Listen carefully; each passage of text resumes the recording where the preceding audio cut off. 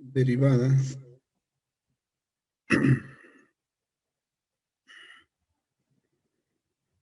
de orden superior. A ver, a eso me refería. Si ustedes se fijan, la cámara se bloquea. Tengo que pulsarle para continuar. No me daba ese problema, pero ahora está así. No sé si cambié algo en la configuración. Bueno, voy a intentar hacer cosas para que eso ya se quite. A ver. Recuerden que nosotros trabajábamos con funciones y hasta el momento hemos estado haciendo la primera derivada de una función. Es la función prima de x. Vamos ahora a hacer la segunda derivada de esta función. Recuerden que la f' de x igualada a 0 da los puntos que denominamos de extremo. Veamos ahora qué ocurre si es que yo derivo la derivada. Es decir, hago la derivada con respecto a x de y a de x.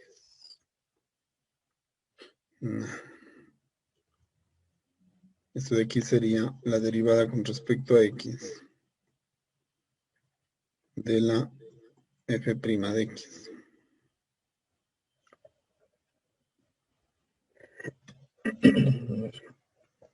Si yo hago la derivada de la derivada, la nomenclatura se hace de la siguiente forma.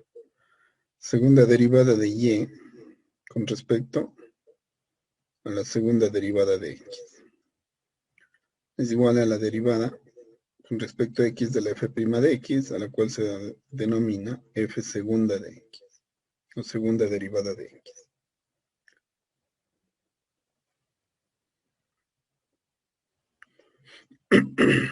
Este es como proceso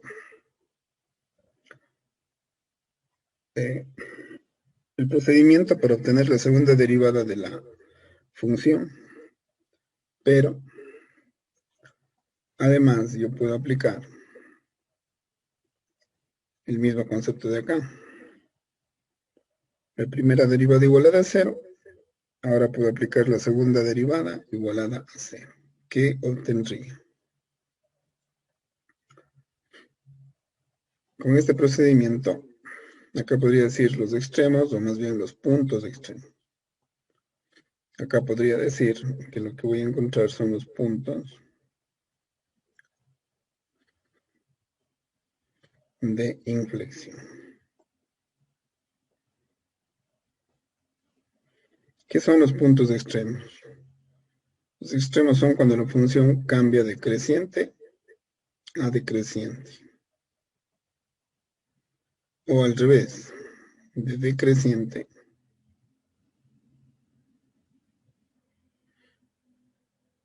a creciente. Es decir, una curva de subir empieza a bajar, o de bajar empieza a subir. Los puntos de inflexión es cuando la función cambia, ¿no? De concavidad.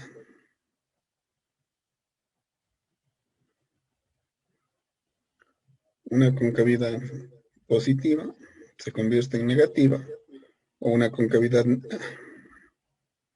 negativa se convierte en positiva. La concavidad se entiende como la curva hacia donde se abre.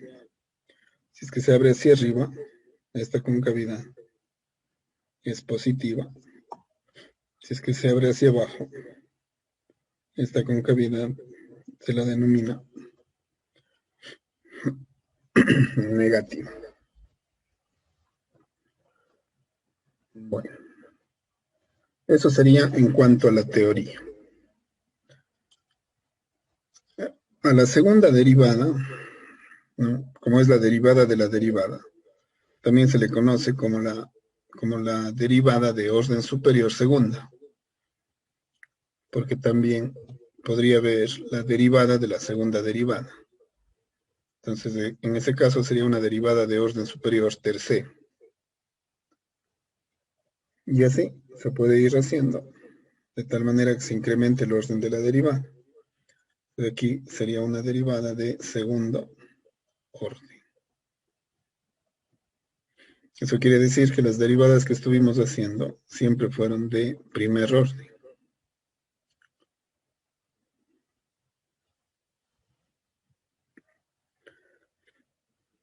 Y como digo, pues puedo seguir derivando para obtener derivadas de tercero, de cuarto, de quinto, etcétera, influyendo en el orden de la derivada.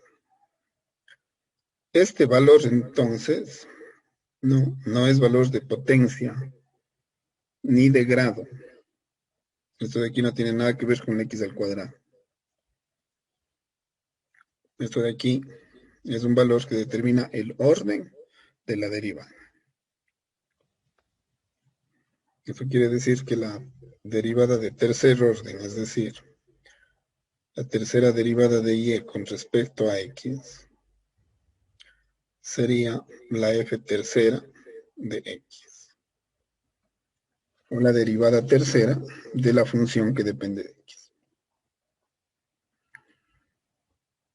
Por eso el tema se llama derivadas de orden superior y puntos de inflexión, porque a través de la derivada de orden superior 2, igualando esa derivada a cero, lo que se obtiene son los puntos de inflexión, es decir, los puntos en donde la función cambia de concavidad.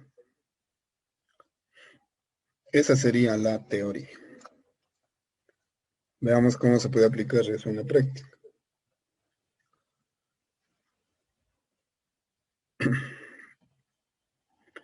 Habíamos hecho un ejercicio en el que derivamos una función, bueno, varias funciones, que tenían valores de extremo. Veamos si es que podemos ahora hacer el análisis para obtener los puntos de inflexión de esas funciones. A ver, aquí estoy revisando las clases anteriores para tomar uno que me pueda servir para hacer la explicación un poco más didáctica. A ver, teníamos la función y igual x más 2 que multiplicaba a x menos 1 por x menos 4. Esta de aquí es interesante por el hecho de que tiene dos extremos. Por lo tanto, por lo general, en dos extremos suele ubicarse un punto de inflexión. Porque para que pase de un valor máximo a un valor mínimo, una función necesariamente tiene que cambiar la concavidad. Lo que no pasa en la parábola, por ejemplo. Una parábola es una función que tiene una concavidad, ¿no? Pongamos que está así la parábola. Tiene una concavidad única. En este caso la concavidad marca hacia arriba y es positivo. Entonces, como no va a haber cambios de concavidad, puedo concluir que la parábola no tiene puntos de inflexión. En general podría decir que todas las funciones de segundo grado no tienen puntos de inflexión. También podría decir lo mismo de la recta.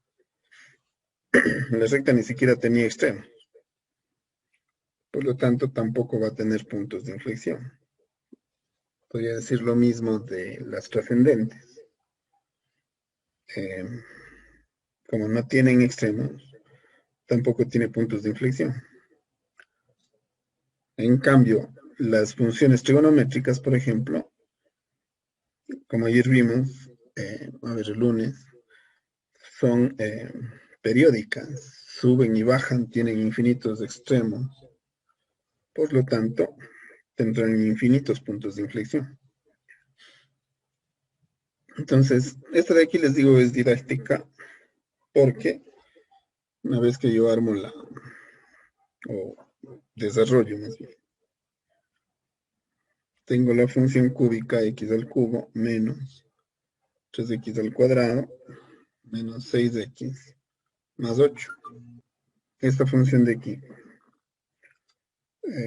recuerden ustedes, la derivamos, obtenemos su primera derivada.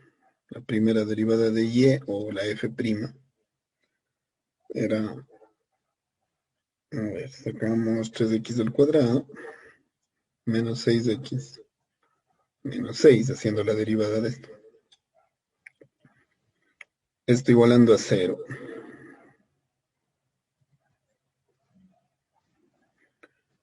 Nos daba dos valores de x, ¿no? La x1 era igual a 1 más raíz de 3. Y la x2 que era igual a 1 menos raíz de 3. Una vez que sustituíamos estos valores en la función original, no olviden que esto de aquí sirve para irnos a la función y sustituir el valor. Entonces tendré que hacer dos sustituciones. Con eso obtendré la y1 y la y2. Como ya hicimos eso, obtuvimos menos 6 raíz de 2 para la primera, raíz de 2.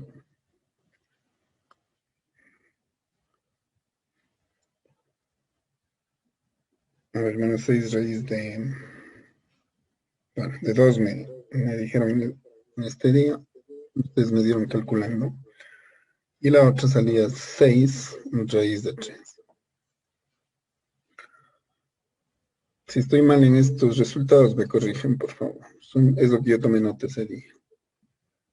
Los costes se daban en menos 2, en 1 y en 4. Y el valor negativo, este de aquí, no me daba el mínimo, sino más bien el máximo. 6 raíz de 3, un poco más alto. Y el otro, menos 6 raíz de 2, ocurría en 1 más raíz de 3, más o menos en 2,73, algo así. Y establecimos que la gráfica de la función sería algo aproximadamente así. Una de las ventajas de operar ya con extremos y saber si esos valores son máximos o mínimos es de que las gráficas son ya mucho más aproximadas a como realmente son. Entonces, estamos estableciendo un método para analizar funciones en realidad, ¿no? Estamos estableciendo un método de análisis. Este método de análisis de funciones, ¿no?, consta de los siguientes pasos. Yo tengo que averiguar los costes, ya saben, ¿no?, igualando la función o la variable a 0. Luego se encuentran los límites,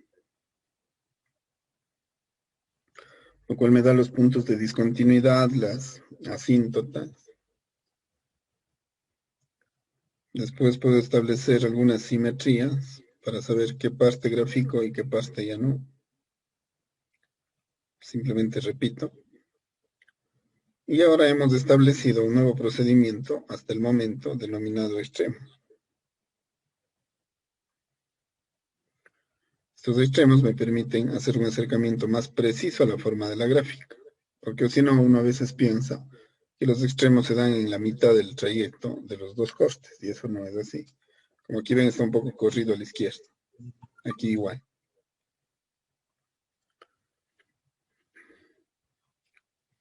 Ahorita estoy estableciendo otro paso en el que he dicho que voy a sustituir la función derivada dos veces, es decir, la segunda derivada de la función igualada a 0, para obtener lo que se denominan puntos de inflexión. Entonces, me faltaría el último paso, en el que yo determinaría los puntos de inflexión.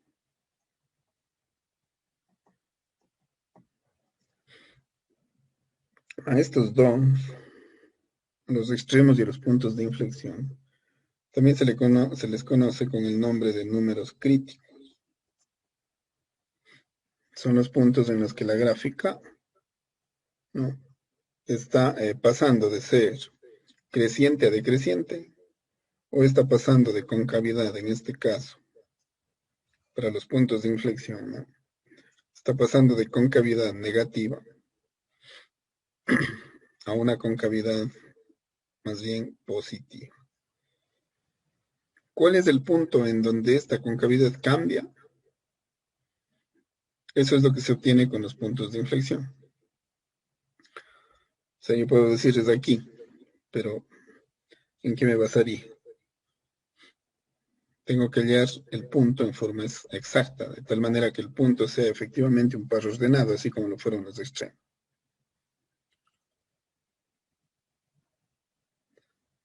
¿Cómo se hace eso? Sacando la y segunda. En este caso sería la segunda derivada de la función y. La segunda derivada de la función y sería 2 por 3, 6, x menos 6. Este resultado, según se establece aquí, tiene que ser igualado a 0. De aquí despejo x. Y el valor de x ha sido 6 positivos sobre 6, o sea, 1. Cuando x vale 1, ¿cuánto vale y? Entonces podría ponerme sustituir aquí, pero aquí es más fácil porque 1 menos 1 es 0 y por lo que sea es 0. Por lo tanto, el par ordenado del punto de inflexión es el punto 1, 0. Eso hace que este punto de aquí efectivamente se haya constituido ya, por lo demostrado, en el punto de inflexión o en el punto de cambio de concavidad, de abajo hacia arriba. Sería o ocurriría en este punto, en ese de ahí. Bueno, tendríamos entonces la teoría y tendríamos un ejemplo, pero evidentemente se necesitaría trabajar más ejemplos y se debería practicar para tener métodos ya no solamente de obtención de puntos de inflexión o extremos, ¿no?, sino se necesitarían hacer análisis de funciones en los que se puede aplicar todo este proceso de aquí y se puedan hallar intervalos en los que efectivamente ese análisis me va a determinar el comportamiento de la función. Eso es estrictamente lo que se conoce con el nombre de análisis matemático. El cálculo diferencial, el cálculo integral, ¿no?, las funciones de varias variables, son parte de una asignatura más grande, digamos, ¿no?, denominada el análisis matemático o el análisis funcional, como también se le conoce. Entonces vamos a ver cuál sería la esencia de ese análisis funcional. Voy a darles aquí una muestra un poco rápida, ¿no? Si ustedes se fijan, todo lo que ocurre desde el menos infinito hasta el corte de aquí es un solo tipo de comportamiento de parte de la gráfica. Lo que está es ascendiendo hasta cortar con el punto menos 2. Es decir, todo lo anterior ocurrirá en el en el tercer cuadrante. Entonces, Un solo análisis es suficiente para todo el comportamiento de esta función desde menos infinito hasta menos 2. Y esta función es creciente. En 2 o en menos 2 hay un corte. Luego ocurre algo interesante entre menos 2 y este valor extremo, porque la gráfica lo que está haciendo es creciendo, hasta un punto en el que deja de crecer. Este punto en el que deja de crecer se denomina máximo. Justamente es la definición de máximo, ¿no? Puntos extremos, decreciente a decreciente, esto se llama máximo. Una función que va de decreciente a creciente, esto se llama mínimo. Entonces aquí estoy con la definición de máximo. En este punto la primera derivada es 0, por lo tanto tiene pendiente m igual 0. A partir de aquí empieza a decrecer. Podría también hallar el coste con y. Eso se obtendría haciendo que x sea igual a 0. Es más, podría saber el valor exacto, porque si x es 0, todo esto es 0, y el valor de y se hace 8. Es decir, este punto de aquí ha sido y igual 8. Los costes, ojo, no son solo para x, sino también para y. Continuando el análisis, la función sigue decreciendo hasta el valor de 1, en donde se da un punto de inflexión. Es decir, aquí la segunda derivada es 0. La función decrece y mientras no deja de decrecer, es decir, sin haber valor extremo, sí hay valor crítico. Este valor crítico es un punto de inflexión. Además de ser un coste, este ha sido un punto de inflexión. Continúa decreciendo hasta llegar a un valor mínimo, donde la derivada igualada a 0 me da la recta tangente con pendiente 0, lo que se constituye en un extremo y un valor mínimo porque pasa de decreciente a creciente. La concavidad se mantiene. Y desde este punto hasta 4, la curva empieza a ser creciente hasta que llega a un coste. Y a partir de allí continúa creciendo.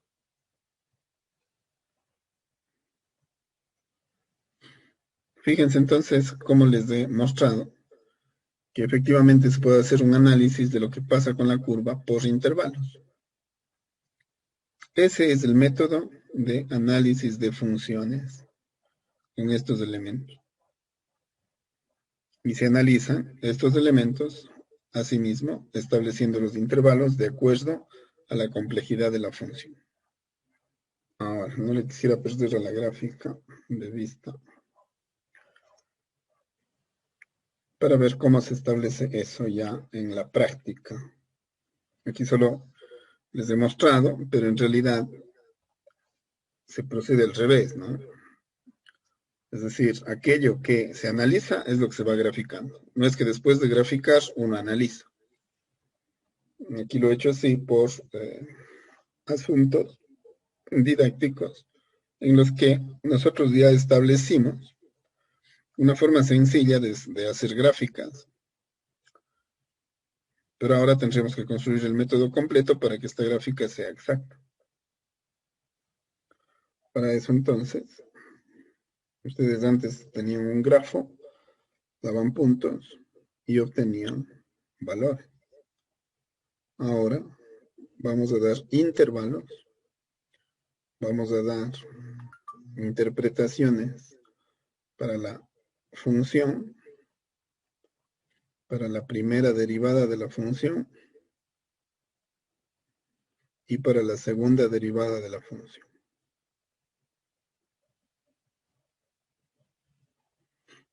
Aquí voy a poner intervalo, ¿no? Aquí voy a poner la X.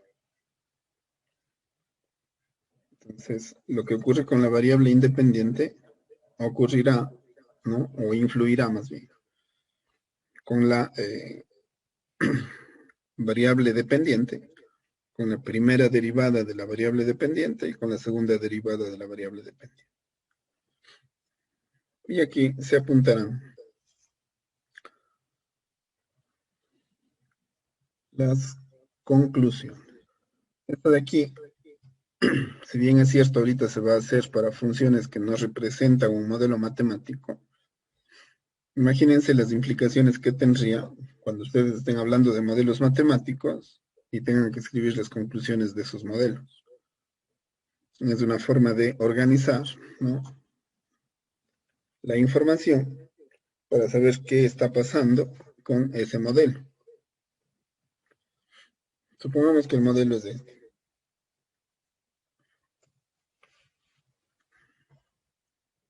Este modelo está representado por la función f de x, o y igual x al cubo menos 3x cuadrado menos 6x más 8.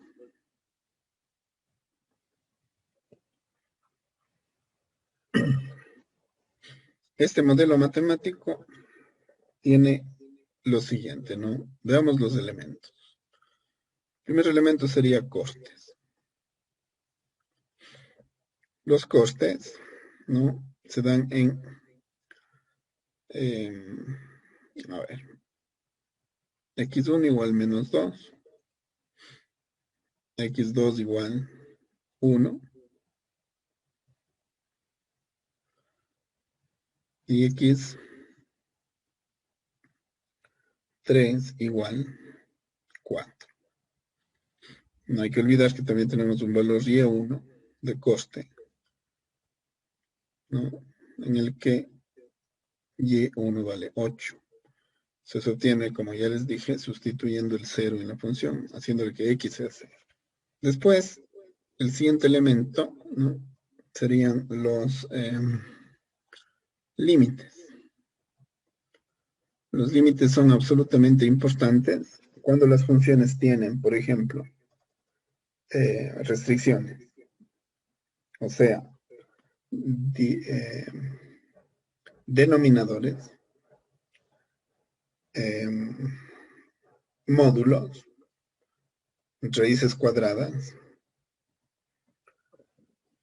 Cuando existe algo que impida que esto se desarrolle sin ninguna restricción, sin ninguna discontinuidad, ¿no?, entonces los límites no existen, porque los límites son justamente aspectos que limitan la función. Como ustedes saben, estas algebraicas no tienen limitaciones, pueden crecer o decrecer infinitamente. Por lo tanto, aquí límites no hay. Simetrías. Las simetrías suelen ocurrir con funciones que repiten aquello que se grafica, por ejemplo, en la parte derecha de la función y se replican en la parte izquierda. Las simetrías también ocurren cuando aquello que se grafica en la parte de arriba se replica en la parte de abajo. Y también ocurren cuando lo que se grafica, por ejemplo, en el cuadrante 1 se replica en el cuadrante 3. O lo que se dibuja en el cuadrante 2 se replica en el cuadrante 4. A esas simetrías se les denomina simetrías en el origen. Esas simetrías en este caso específico no existen. ¿Cómo se obtienen?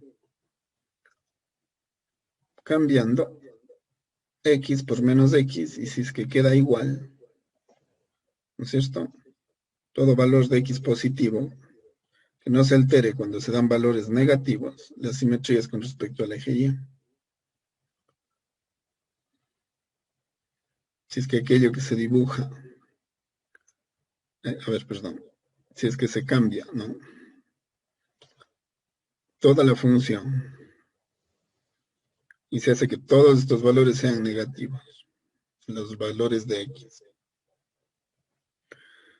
Y también se cambia la función, el signo, y eso no se altera, entonces la función quiere decir que es simétrica al origen. En otras palabras, si f de menos x es igual a f de x, esto es simetría con y, o sea, con este eje. Si se cambia menos f de x y queda igual a f de x, ¿no? Esto de aquí se denomina simetría con x. Si se cambia menos f de y le cambio también a la x, es decir, hago negativo tanto y como x, y vuelvo a obtener f de x, a esa simetría se le denomina simetría al origen. Bueno, ustedes habrán hecho ya gráficas de funciones con simetría. Si es que no recuerdan, así se obtenían estas simetrías. Aquí, evidentemente, si quiero hacer estos pasos, no voy a obtener nada, ¿no? Así que no hay simetrías, no existen en este caso. Extremos.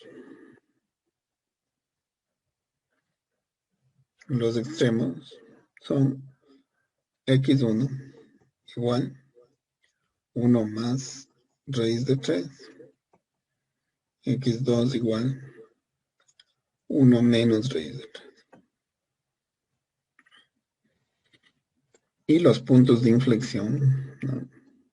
También están determinados, en este caso es x1 igual 1.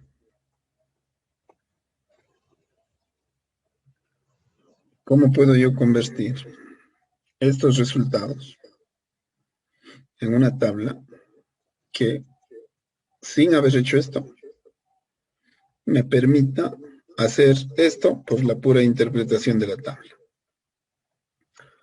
Es decir, en este momento, supongo que no tengo gráfica. Tengo que defenderme con los resultados que tengo aquí. Ese sería el análisis funcional. Para eso tengo que establecer cuáles son, ¿no?, los valores en su orden. Es decir, yo tengo el valor mínimo que se desprende de todo el análisis que está hecho aquí, es el valor de menos 2. Como el valor es de menos 2, pues tendré que analizar qué ocurre desde menos infinito hasta menos 2. Como digo, ya no analizamos números fijos o valores específicos, sino intervalos. El intervalo que estoy manejando aquí, un intervalo que va de menos infinito hasta menos 2. Por lo tanto, cualquier valor que se le pueda dar a esta función que esté en este intervalo, me va a dar las interpretaciones de cada una de estas funciones. No olviden que la función f de x, ¿no?, es evidentemente una función, pero la f' no deja de ser también una función, cuya relación con esta está establecida desde el punto de vista geométrico por ser la pendiente de la recta tangente. Y esta de aquí, entonces, también tendrá relación con la primera derivada y con la función original, sabiendo que esta de aquí me va a determinar los puntos de inflexión y geométricamente se interpretaría como el cambio de concavidad de la función.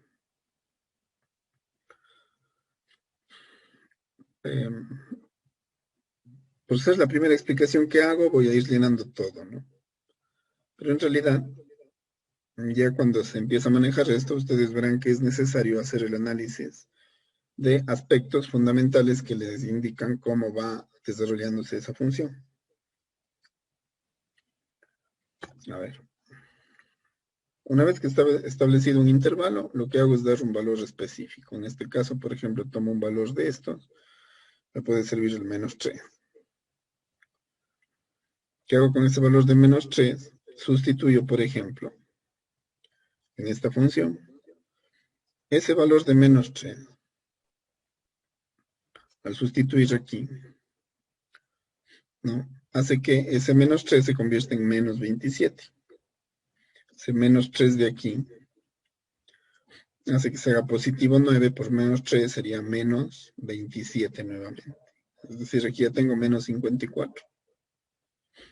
Este menos 3 de aquí va a hacer que esto se haga 18, más 8, va a hacerse 26, y este por más positivo que sea, no le lleva a este a valores positivos, porque este valor negativo es demasiado grande.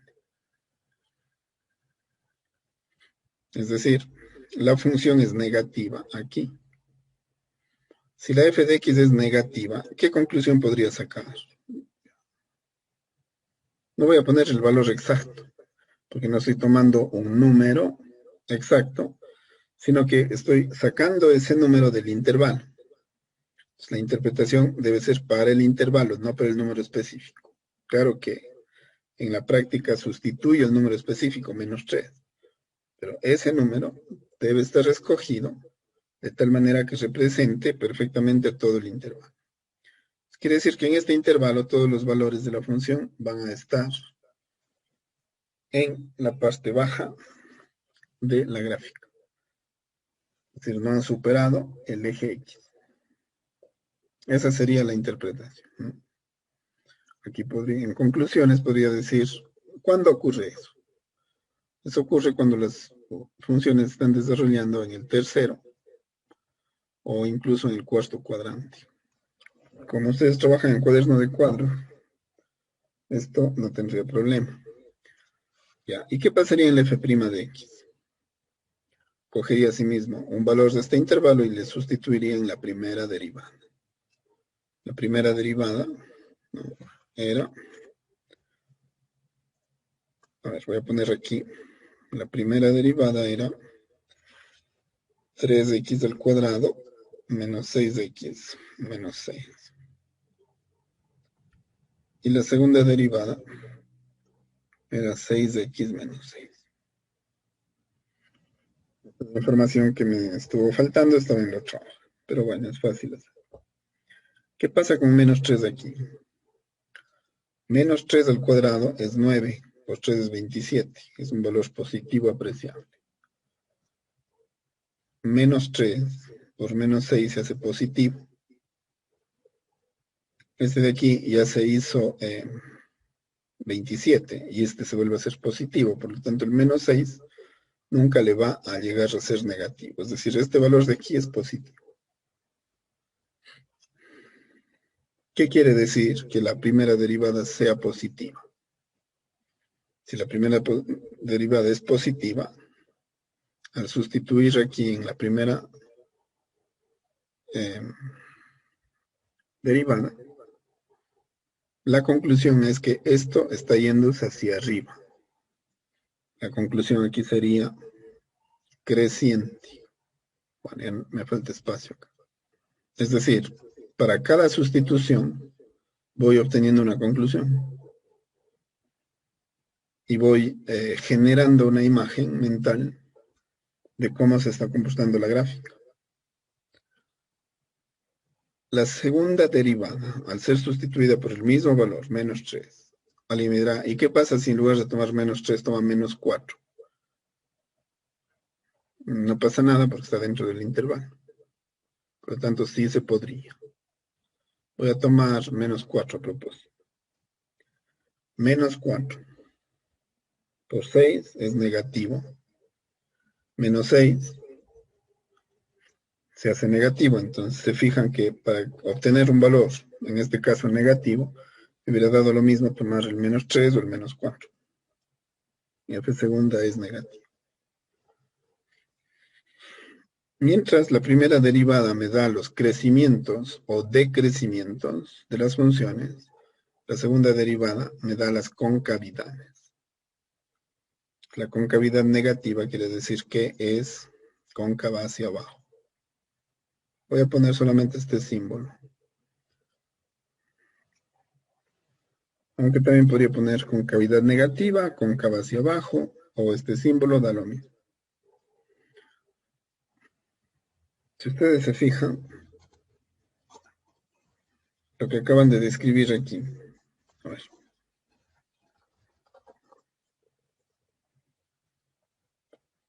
Es justamente poner así para establecer una relación con lo que estamos haciendo. Es justamente lo que hemos dicho aquí. Es decir, de menos infinito hasta menos 2, esta parte de la gráfica está creciendo, está debajo del eje X, ¿no?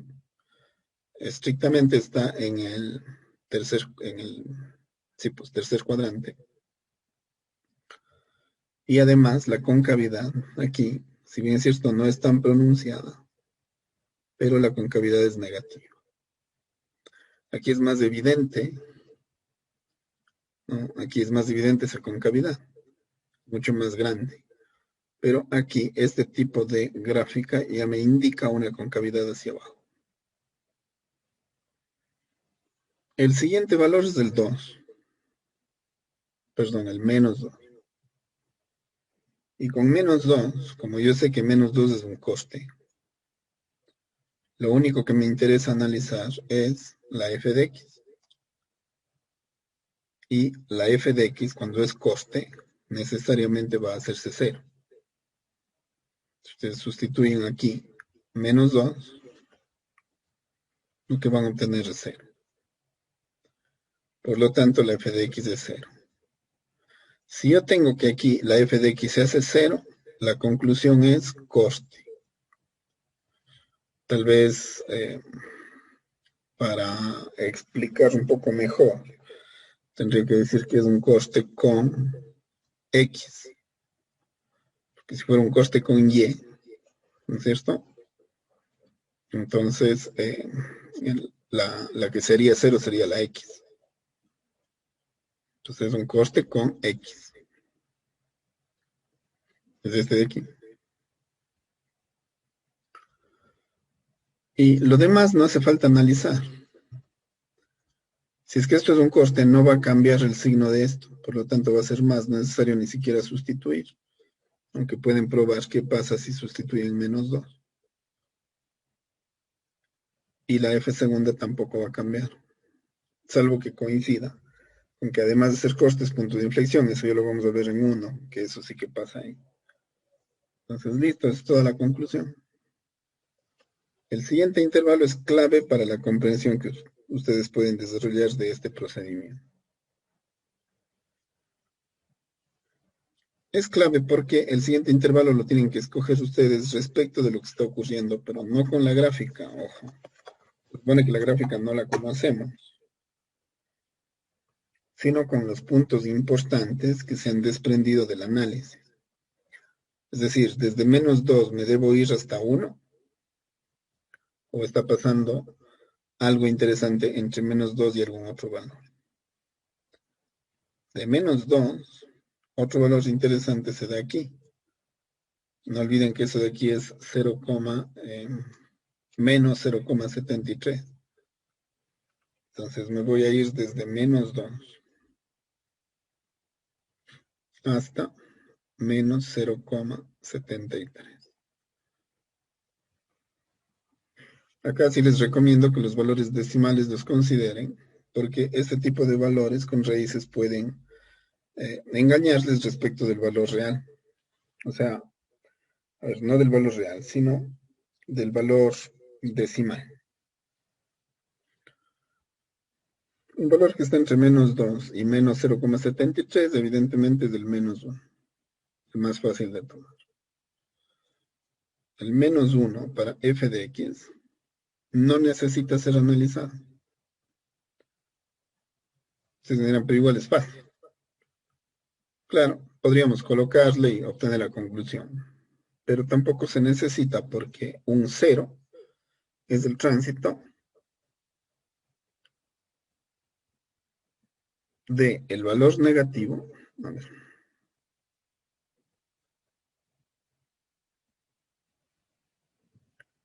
un tránsito del valor negativo al valor positivo.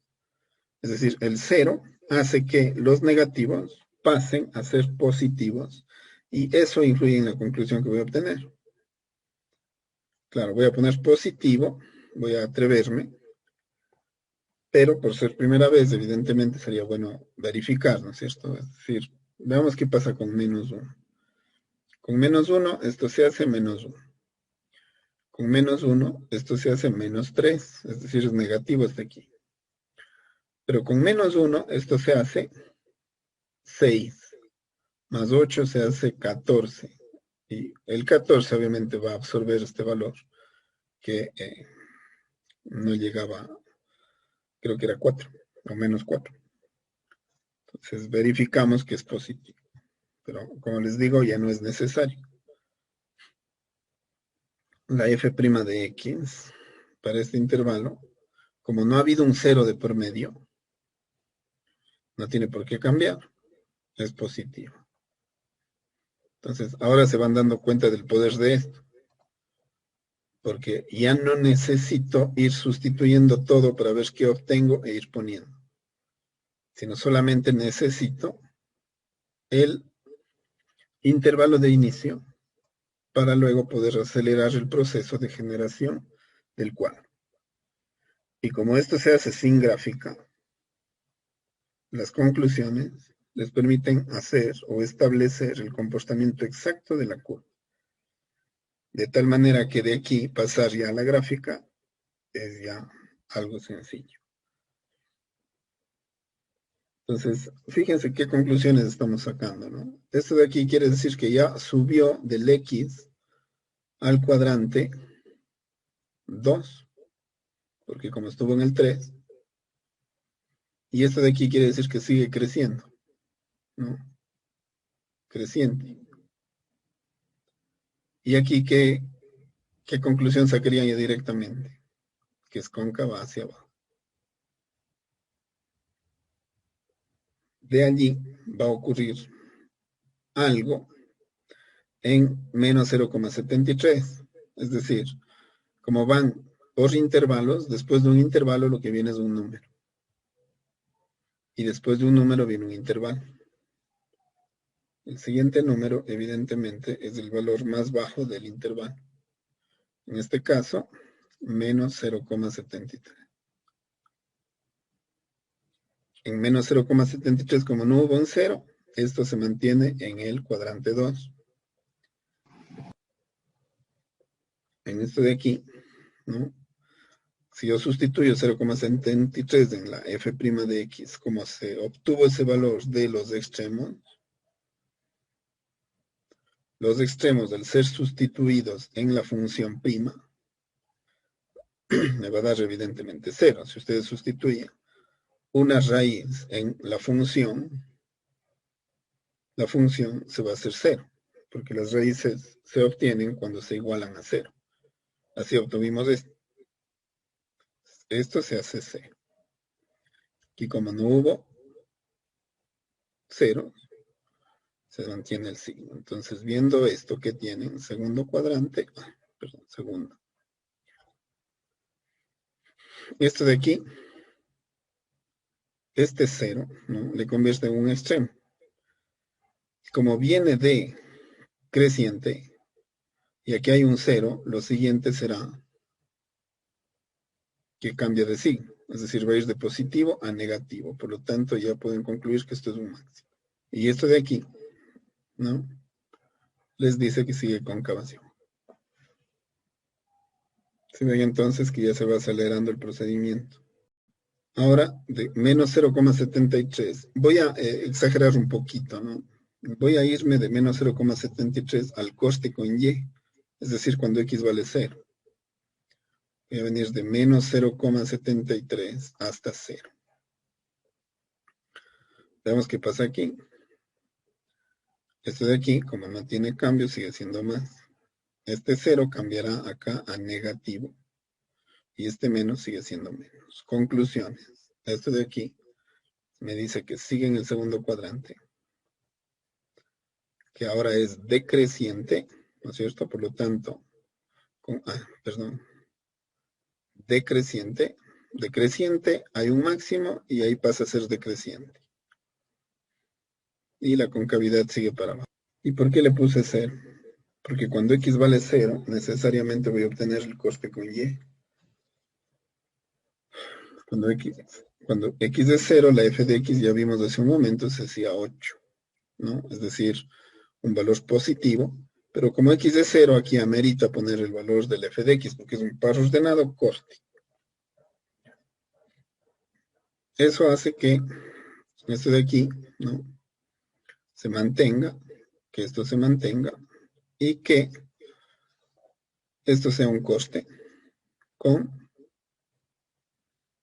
por eso hace rato puse coste con x, coste con y, decreciente, cóncava hacia abajo. Dentro de su práctica es importante que hagan estas tablas hasta cuando ya dominen los conceptos que aquí intervienen, porque prácticamente están viendo todos los elementos del análisis de funciones. Puede parecer rutinario, algo rítmico, sin embargo les da una idea exacta del comportamiento de funciones, lo cual les permite trasladar lo mismo a los modelos matemáticos. Y lograr hacer esto en un modelo matemático, eso ya tiene dos connotaciones. Primero, van a poder mentalizar o hacer el modelo mental de lo que ocurre en el fenómeno en la realidad. Y segundo, les va a permitir saber cómo el cálculo sirve para hacer investigación. Porque van analizando lo que ocurre y van obteniendo conclusiones de ese análisis. Entonces, esto de aquí ya se vincula con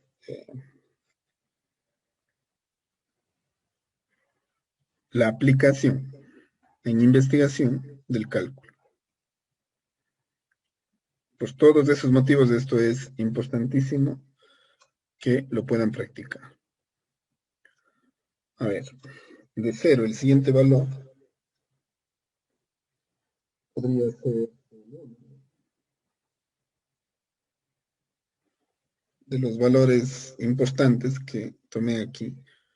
Puedo irme de 0 como un intervalo hasta el 1. Veamos. Del 0 hasta el 1,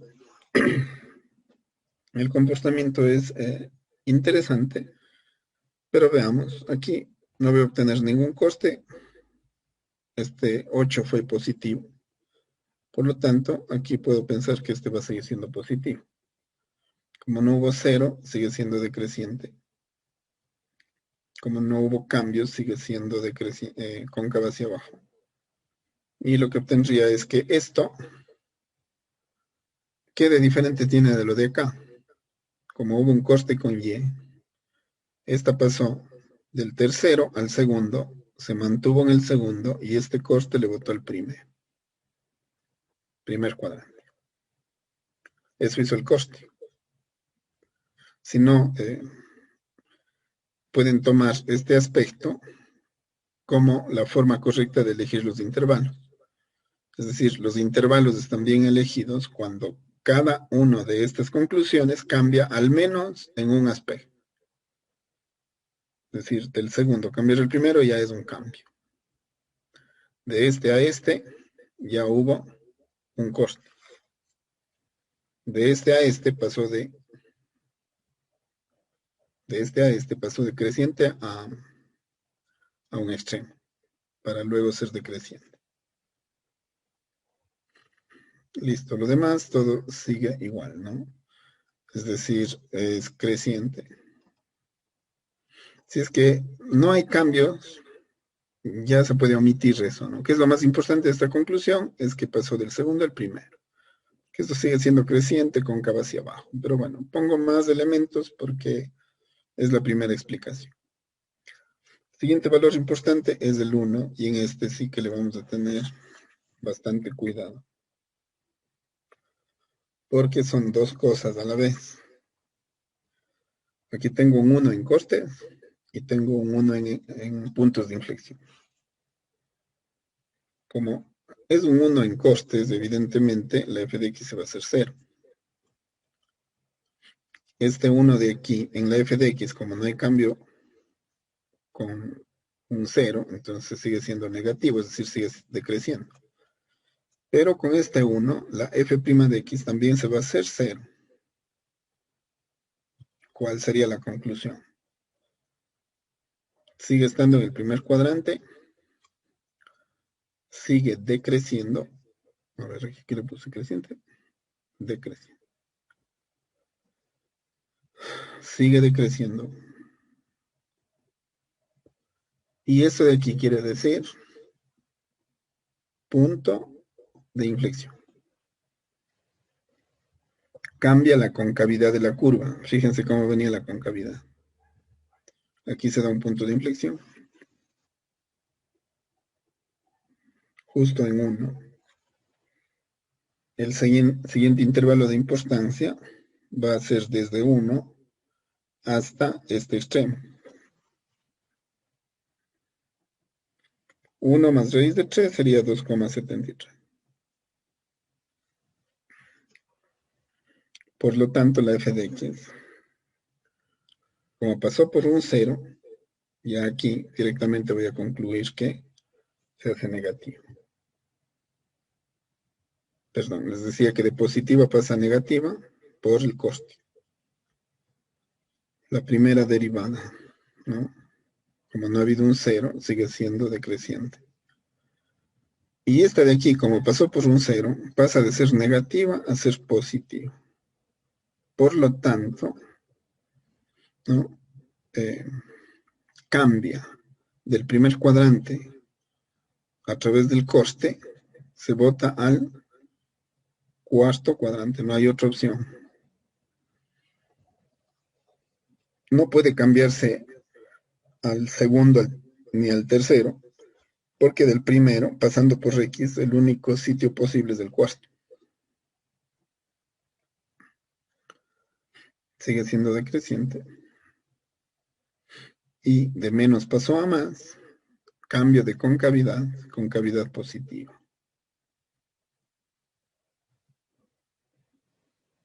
Fíjense toda la información que arrojan estos intervalos. Y el siguiente sería evidentemente el 273. La guía son los valores que están a la derecha, ¿no? A la derecha del intervalo. Que esos o bien están en el intervalo o bien son un punto específico. Ese punto específico, aquí como no hay ceros, le deja negativo,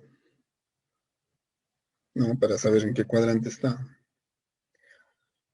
Lo del cuadrante, luego ya se puede ir omitiendo cuando se tiene práctica, ¿no? Porque hay ciertas cosas en cuanto a los cuadrantes que son evidentes. Aquí sí es importante en la clase de hoy que se diga todo.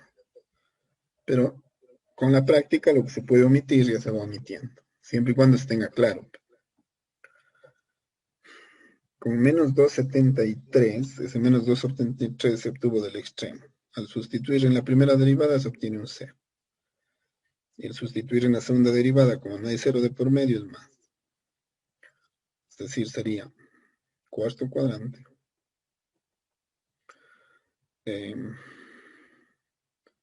Estoy pasando de un negativo a un positivo después del 0, por lo tanto ha sido un mínimo.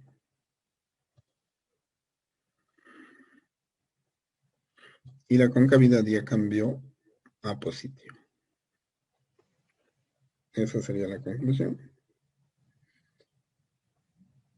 El 273, el siguiente valor de importancia es el 4. Es decir, voy a ir de 273 hasta el punto. En intervalo, esto de aquí queda menos. Cambia de menos a más porque se trató de un mínimo. La concavidad se mantiene. Es decir, cuarto cuadrante, ¿no? Creciente, porque ahora es más, y la concavidad hacia arriba.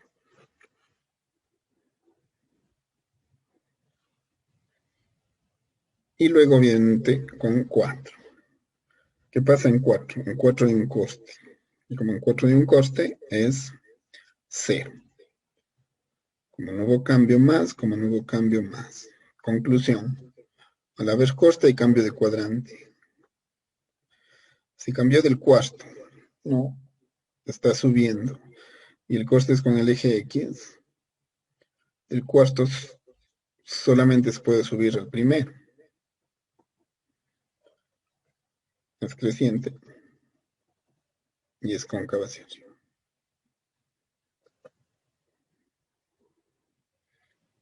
Y finalmente, de 4 a infinito. De 4 a infinito, tomaría el valor de 5, digamos. De negativo, ¿no es cierto? Pasará a positivo, la función. Es decir, si sustituyo aquí el valor de 5, voy a tener un valor positivo. Eso es importante. Aquí puse tal vez, aquí puse mal, no puse primer cuadrante. En realidad esto del cuarto pasa al primero a través de un coste. No sé si le corrigen, por favor. Y allí sí tengo que poner lo que puse hace un rato. De cuarto pasa al primero. Esto no cambia, sigue con más, y esto no cambia, sigue con más, por lo tanto es creciente. Y su concavidad es hacia arriba, creciente concavidad hacia arriba. Ahora, si hago una vista a esto, se podría entender muchísimo más de dónde salió la exactitud de este gráfico. La exactitud de este gráfico salió en función de la interpretación de esto. Es decir, yo aquí con esta información grafiqué esto. Con esta información grafiqué este punto. Con esta información grafiqué este tramo. Con la siguiente grafiqué esto. Con la siguiente de aquí grafiqué este pedacito. Con este de aquí. Con este de aquí grafiqué este pedazo. Con este de aquí este punto. Con este de aquí este tramo. Luego el extremo. Luego este tramo. A ver, claro, este tramo. Con el 4 este punto. Y con esto este tramo. Ahí está. Eso sería, ¿no?, la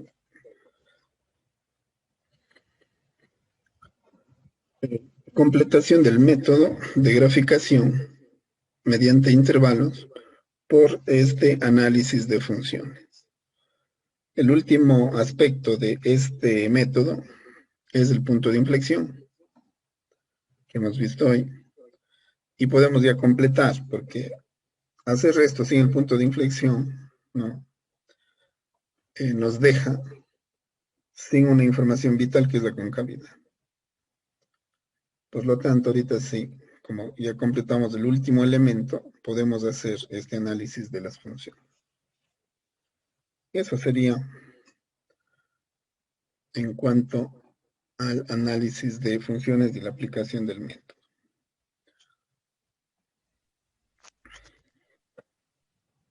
Veamos entonces si se puede hacer la siguiente tarea.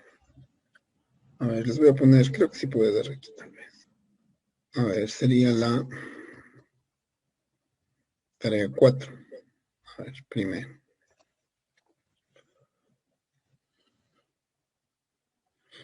Hacer el análisis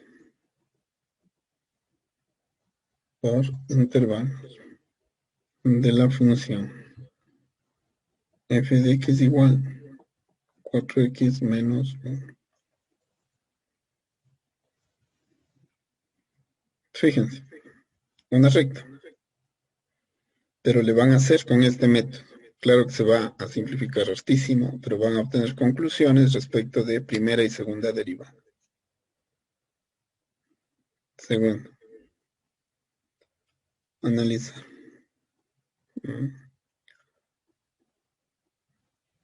por intervalos la función f de x igual. Vamos a ponerle así, ¿no? Para que le desarrolle, así como antes hicimos acá en forma de costes.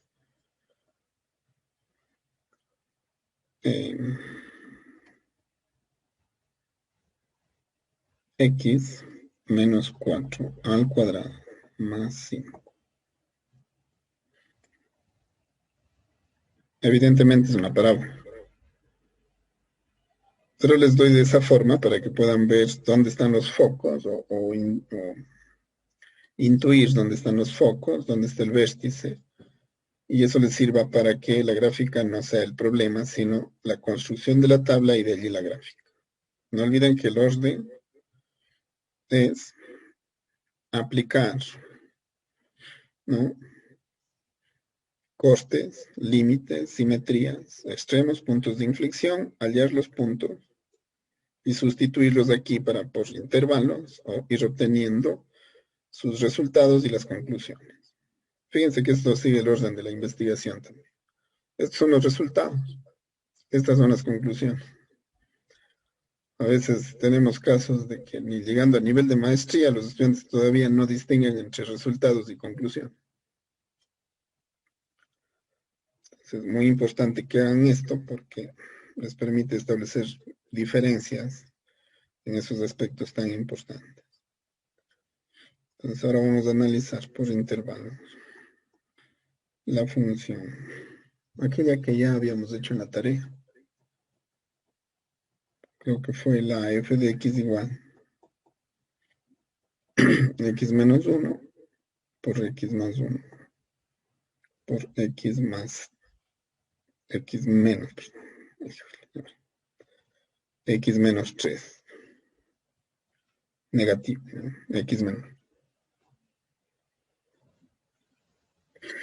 Y en la cuarta les voy a dar un reto. Les voy a mantener la dificultad de la tarea. Acuérdense que estamos quedando con la tarea pendiente, la anterior. Pero si quisiera ver cómo le hacen una función que quedó para ser hecha. La cuarta pongamos. A ver, sería lo mismo, ¿no? Analizar por intervalo. La función f de x coseno de 2x.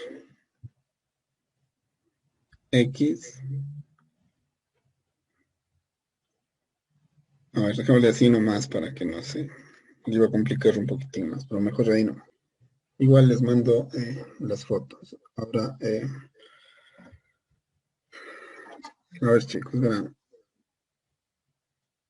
Hoy día no pudimos tener la clase completa con el grupo de la mañana, así que ellos tienen pendiente esta clase. Estoy grabando y ya les voy a hacer el video y les voy a enviar. Pero surgió una discusión interesante con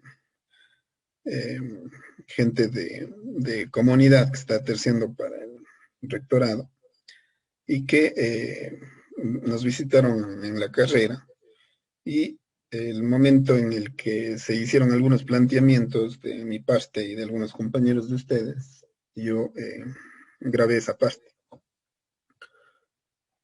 Entonces,